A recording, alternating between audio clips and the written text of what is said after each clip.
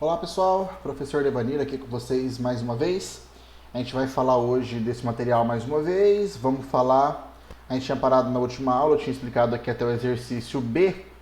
Então nós vamos falar agora um pouquinho. Vocês vão fazer a leitura aqui do texto 4 e do texto 5 para a gente poder responder as questões. Tudo bem?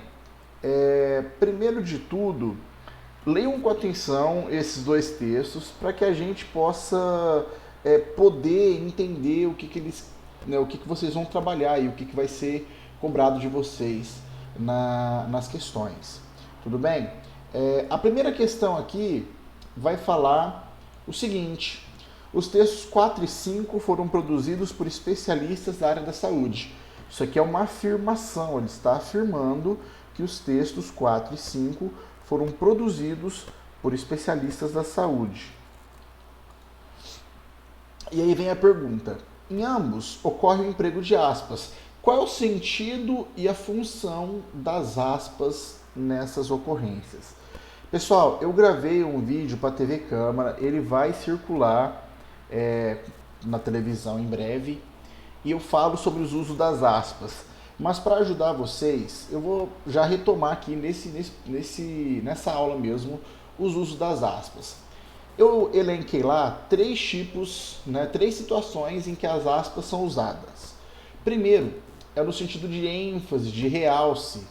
Quando você quer destacar alguma informação importante no texto, você vai escrever um texto e aí tem uma parte do texto que você considera mais importante, que você quer dar uma importância maior para aquela parte do texto. E aí você usa aspas nesse caso. Outra situação que a gente usa aspas é a citação direta. O que é uma citação direta? Quando eu vou usar no meu texto a fala de outra pessoa. Só que eu não vou contar o que essa pessoa disse no meu texto. Não, isso não é uma citação direta. Quando eu conto o que o outro disse, eu estou usando as minhas palavras, e aí nesse caso é uma citação indireta, porque eu estou contando o que o outro disse. A citação direta, você não conta o que o outro disse. Você cita exatamente, literalmente, palavra por palavra o que o outro disse, como se fosse ele mesmo que estivesse dizendo ali no seu texto. Entendeu? Então, nesse caso, você tem que copiar literalmente tudo que a pessoa falou. E aí você não pode mudar nenhuma vírgula do que ela disse. Se ela falou errado, se ela falou, sei lá, se ela escreveu lá Brasil com Z, o Brasil com dois S's, você vai colocar lá Brasil com Z ou Brasil com dois S's, porque você está copiando a fala da pessoa. Então não é a sua fala, você não pode corrigir o que ela disse. Você está citando literalmente o que a pessoa falou. Nesse caso, nós temos aí uma citação direta. Isso também vale quando você vai copiar o trecho de alguma coisa que não é sua. Um texto, uma música, enfim, uma entrevista que alguém deu, uma fala de alguém. Tudo que você vai copiar do outro literalmente, que não é seu, não são palavras suas, não é você que está dizendo, você vai usar aspas, porque é uma citação direta, tá bom? Então, citações diretas, a gente usa aspas também. E por fim, as aspas também podem ser usadas, Tem outros sentidos, mas eu vou trazer esses três principais para vocês porque são os mais recorrentes e é o que vai ser cobrado de vocês aí. No outro caso, as aspas podem ser usadas também para introduzir ironia, para mostrar para o leitor que aquela palavra que você usou aspas, você modificou o sentido dela. Ela não está com o sentido literal dela. Tá? Então, quando você usa as aspas nesse sentido, você está criando um alerta para o leitor saber que ali existe uma ironia ou que você modificou o significado de uma palavra. Tá? Igual você fala assim, por exemplo, para a pessoa: nossa, meu primo é um anjinho. Quebrou a perna 3 vezes. Quer dizer, você usou aspas no anjinho aí. Será que esse anjinho, ele significa anjinho mesmo? Ou você está indicando essas aspas em anjinho para mostrar que, na verdade, o seu primo ele não é um anjinho, ele é o oposto disso. Então você está usando as aspas para indicar uma alteração do sentido da palavra anjinho, tá bom? Então, vocês vão ler com atenção o texto e vão perceber. Nos dois textos eles vão usar as aspas. Qual que é o sentido das aspas nesse texto e para que elas servem? Para indicar o quê? né, dentro dessas três possibilidades que eu expliquei para vocês, qual delas está sendo utilizada no texto. Depois, no texto 4, o enunciador, já falei sobre isso, manifesta-se favorável ou contrariamente à prática de tatuagem e em que situações. Então, vocês vão voltar lá no texto 4 e vão observar a opinião do enunciador, ou seja, do cara que fez o texto, certo? Do cara que falou aquilo ali, aquela fala. No texto, ele está sendo favorável ou contrário, né? Ele é a favor ou ele é contra a prática da tatuagem? Vocês vão colocar. E aí vocês vão colocar em que situações também, porque se ele está fazendo essa pergunta, é porque no texto ele vai falar de situações em que ele pode ser favorável ou contra. Então, especifiquem, tá bom? Em que situações que ele é favorável, em que situações que ele é contra, ou, né, se é só uma situação, se ele só é favorável numa situação, mas ele é sempre contra. Enfim, leiam o texto com atenção, verifiquem a opinião do autor, do enunciador. Ele é favorável ou contra e em quais situações que ele é favorável ou contra, tá bom? Depois, 3. Releia o texto 5 e analise como se constrói a argumentação. Analise no texto a presença de diferentes tipos de argumento, transcrevendo-os no quadro a seguir. Aí nós vamos ter um quadro aqui, ó. Tá bom? Pessoal, vamos relembrar primeiro o que é argumento. Depois eu vou falar de cada tipo ali. Argumento, lembra que eu expliquei para vocês um pouquinho antes o que é uma tese? Inclusive na aula da TV Câmara que já passou e vocês já devem ter visto. Quem não viu, tem o vídeo do YouTube, é só procurar lá, tá bom? Procura lá, Programa Educação Rio Preto, TV Câmara.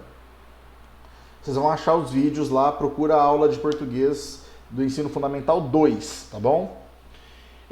Lá eu explico que a tese é a opinião das pessoas.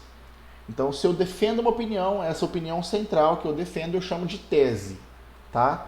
Então, tem aquela frase mental, pretendo mostrar que...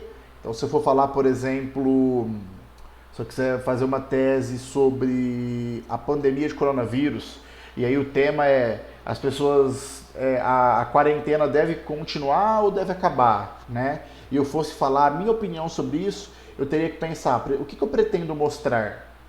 E aí a resposta disso, o que eu pretendo mostrar é a minha tese. Então, por exemplo, a minha tese em relação à quarentena poderia ser: a quarentena deve continuar, um exemplo. Então eu pretendo mostrar isso, que a quarentena deve continuar. Essa é a minha opinião, essa é a minha tese. A quarentena deve continuar.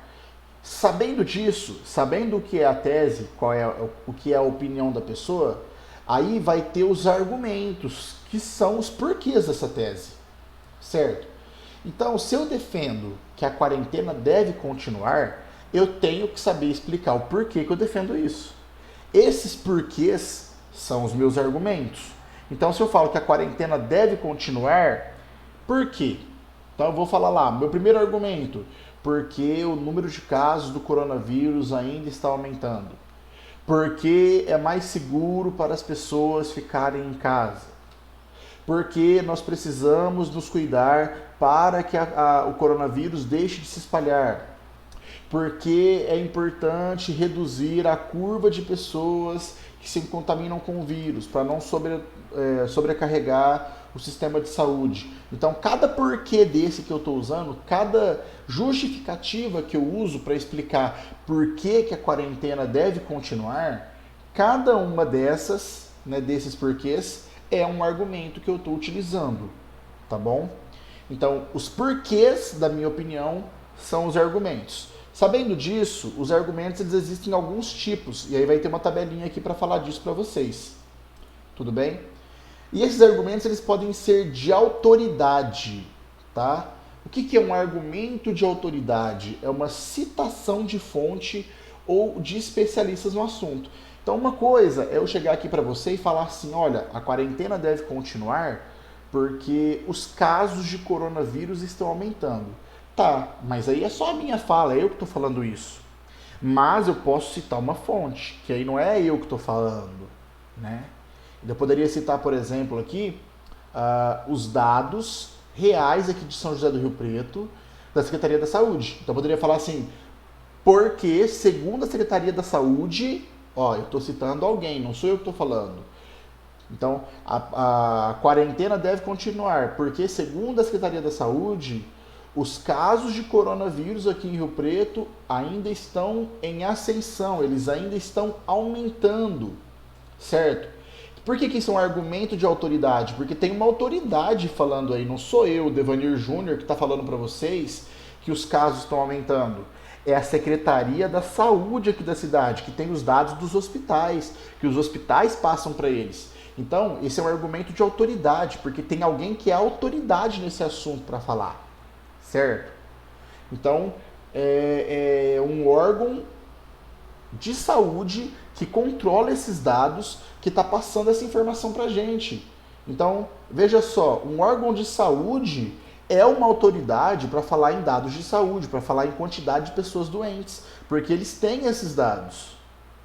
Agora, não seria um argumento de autoridade se eu falar assim, porque segundo o Zequinha, meu vizinho, os casos estão aumentando. Mas quem é Zequinha? O Zequinha ele é um filho de 12 anos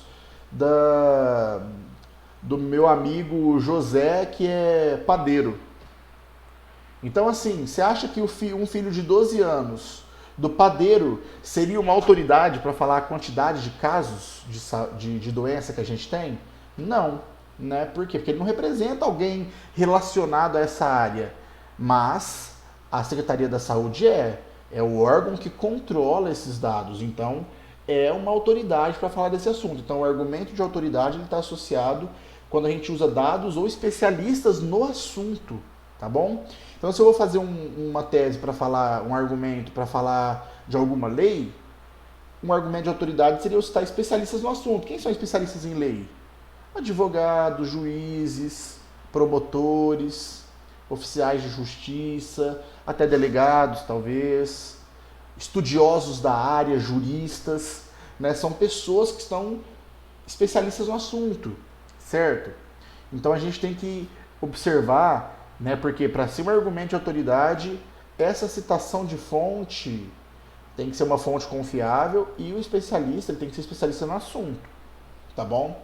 Então, no caso do coronavírus, que foi o exemplo que eu citei, a Secretaria da Saúde, ela é um argumento, se eu citar um dado dela, é um argumento de autoridade, porque é uma fonte confiável e está relacionada ao assunto, tá bom? Depois, argumento baseado em consenso, tá? São proposições estabelecidas social e historicamente como verdadeiras, certo? O que é o consenso, pessoal? O consenso é o que todo mundo já entendeu que é fato, todo mundo já entendeu que isso é assim. Então, por exemplo, se eu citasse o argumento do coronavírus falando que a pandemia, a quarentena é o mais indicado para combater o coronavírus porque foi o único método que surtiu efeito no mundo, né? Então, isso é um consenso. Por quê? Porque já foi testado, todo mundo viu que esse é o caminho mais adequado, que foi o caminho que se obteve os melhores resultados, e aí existe um consenso, né? Isso é consentido, todo mundo concorda com isso, todo mundo entende que é este o caminho, tá bom? Então, tudo aquilo que é estabelecido de forma coletiva, né, tanto pela questão social quanto pela questão histórica, historicamente já criou esse consenso e etc., são argumentos que nós chamamos de argumentos baseados no consenso. Porque ele não está citando uma fonte específica de alguém que disse alguma coisa, a não ser que eu citasse aqui uma pesquisa realizada por uma instituição confiável e etc. Tá bom? Depois nós temos o argumento baseado em dados concretos. Ele também pode estar relacionado aqui ao argumento de autoridade quando você vai citar uma fonte. Tá bom? Mas se são dados concretos que não tem como você refutar, porque existe uma pesquisa, foi constatado aquilo ali, então nós temos aí um argumento baseado em dados concretos. Por exemplo, se eu falo que a cloroquina ela não tem comprovação científica, né? Se eu quero criar um argumento para falar que a cloroquina é boa para combater o coronavírus, eu não estou usando um argumento em dado concreto. Por quê? Porque não existe um resultado de pesquisa, não existe um levantamento, que também está relacionado à pesquisa, não existe uma tabulação de dados, não existe relatórios, gráficos, tabelas, nada, não existe nenhum dado que mostra que ela seja eficiente, tá? O que seria um dado concreto, um levantamento concreto? Tá? Um levantamento concreto.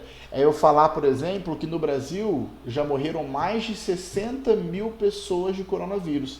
Esse é um dado concreto, tabulado, tá feito isso, as pesquisas mostram, tá? Existem pesquisas, várias entidades já levantaram esses dados, existem gráficos e tabelas que apontam para esse número. Então, argumentos que são baseados em dados concretos. O que são dados concretos? Que já estão efetivados, que não tem como você questionar esses dados. Tá? Não é uma questão de opinião, não é algo que está em jogo, se pesquisando, que pode não ser aquilo. Não, é um dado concreto, aquilo realmente aconteceu. Tá? Não tem como questionar. Também existe o argumento com base em raciocínio lógico, que é quando você faz um estabelecimento de relações de causa e consequência. Tá? Um raciocínio lógico. O que seria um argumento com um raciocínio lógico? Não tem um dado que mostra, mas se você pegar as informações que você tem e você criar um raciocínio, você imagina qual vai ser a conclusão daquilo. Por exemplo, a questão da quarentena. Todo mundo fala que a quarentena é importante, não porque ela vai impedir que todo mundo se contamine, não, mas porque ela vai fazer com que as pessoas se contaminem mais lentamente. Beleza. Isso é um dado concreto, um dado pesquisado. Foi feito que quanto menos pessoas saem, menos pessoas se contaminam. Então isso é um dado concreto.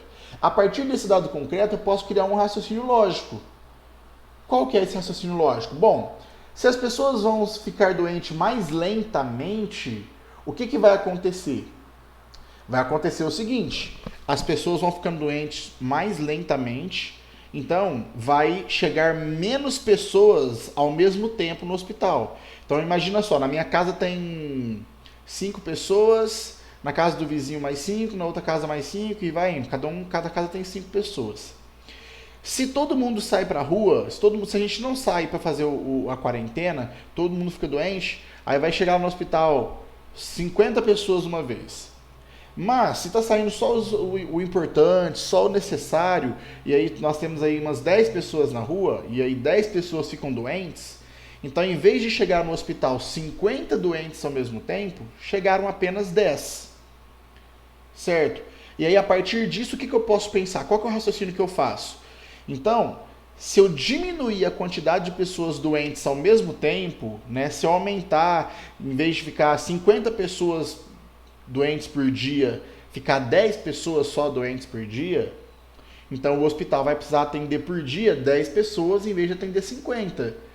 E o que vai acontecer? O hospital vai conseguir atender todo mundo. Imagina que esse hospital tem, sei lá, 100 leitos, né? 100 vagas para doentes. E aí, o ciclo da doença, vamos supor, a pessoa fica 10 dias internada. Se chega 10 pessoas por dia, o que vai acontecer? No 10º dia vai estar lotado. Mas aí no 11º vai sair 10 pessoas e vai entrar mais 10. Certo? Ou seja, o hospital vai conseguir atender todo mundo. Porque deu 10 pessoas em 10 dias. No 11º dia, 10 pessoas se curaram e saíram do hospital. Mas aí chegou mais 10 doentes. Aí no 12º dia, mais 10 pessoas se curaram e chegaram a mais 10 doentes. Agora imagina se o hospital tem 100 vagas, mas está chegando 50 pessoas doentes por dia. No primeiro dia ele atendeu a 50, beleza, ele tinha as vagas.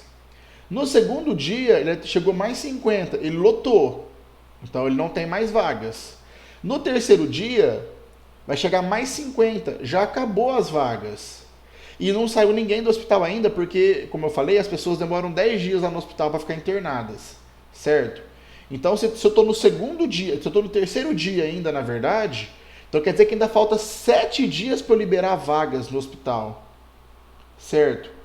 Então, todo mundo que ficar doente entre o terceiro dia e o 7º não vai ter vaga. E aí isso vai causar um problema muito grande na saúde. Então, esse tipo de raciocínio, mostrar que é importante que as pessoas adoeçam mais lentamente, por isso que a quarentena ajuda, porque ela espalha mais devagar a doença, faz com que os hospitais atendam todo mundo. Isso é um argumento com raciocínio lógico, porque eu estou usando a lógica para perceber que quanto menos pessoas ficam doentes ao mesmo tempo, maior a chance dos hospitais conseguir tratar todo mundo, tá? E aí nós temos o argumento da competência linguística, que é o uso adequado da modalidade linguística à situação comunicativa, escrita, oral, tá? O que seria o argumento da competência linguística? É você fazer o uso adequado da forma linguística à situação comunicativa, né? Escrita ou oral. Então, em alguns casos, é preciso que o argumento seja escrito ou falado. E também ao tipo de linguagem que eu vou usar. Se eu vou defender um argumento num debate com um juiz, ou com um advogado, ou numa situação de seriedade, eu preciso usar um tipo de linguagem. Se eu vou usar o meu argumento numa discussão com um colega de classe, né, geralmente eu vou usar o meu modo que a gente utiliza para se comunicar, para que fique mais fácil o entendimento dele em relação a mim, tá bom? São esses os tipos de argumento. Sabendo disso, o que vocês vão fazer aqui? Né, vocês vão analisar como essa argumentação foi construída no texto 5, e aí vocês vão analisar o texto, a presença dos tipos de argumento, transcrevendo no quadro a seguir. Então aqui você vai indicar qual parágrafo e qual a linha que acontece o argumento que você vai falar. E aqui você vai colocar que tipo de argumento que é. Então, por exemplo, você verificou que no primeiro parágrafo, na linha 2, começa um argumento, que é um argumento de autoridade que ele citou. Então você vai colocar aqui, primeiro parágrafo, linha 2, aqui você vai colocar o tipo de argumento. Então você vai colocar, você viu lá que era um argumento de autoridade. Aqui você escreve, argumento de autoridade. E aqui um excerto. O que é um excerto? Um trecho. Você vai voltar lá, na primeiro parágrafo que eu falei, né? Linha 3 eu falei, né? Então aqui, ó, primeiro parágrafo, linha 3. Começa um trecho, um exemplo. Tá? Aí você vai, vamos supor que seja isso aqui, ó. Houve um crescimento de 24%. Aí você copia um pedaço. Não precisa ser a linha inteira. Por isso que ele fala excerto, só um trecho. Usa as aspas, coloca um pedaço do trecho pra gente saber de onde você está falando que é e fecha as aspas, tá bom?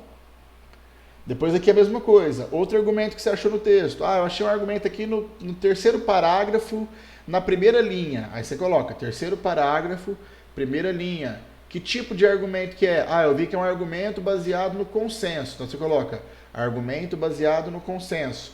E copia um trechinho do argumento que você viu lá no texto. Só um trecho, tá? Então essa atividade ela cabe aqui, porque é só um trechinho, não precisa copiar tudo. Se mesmo para copiar um trechinho ou para escrever isso aqui você perceber que o espaço não é suficiente, faz uma folha separada, tá bom? E aqui você vai reconhecer todos os argumentos do texto. Tudo bem, pessoal? Eu vou parar por aqui essa aula para o vídeo não ficar mais extenso, porque já está bastante grande, que o assunto foi bastante extenso de hoje. E aí na próxima aula a gente termina de falar, eu vou falar aqui do texto 6 e outras atividades que nós temos adiante. Tudo bem, pessoal? Espero que tenha ficado claro. Qualquer dúvida, vocês entrem em contato comigo. É uma parte que é mais difícil mesmo, é normal ter um pouquinho de dificuldade, então não fiquem com vergonha de perguntar, tá bom? Beijo no coração de todos e até mais.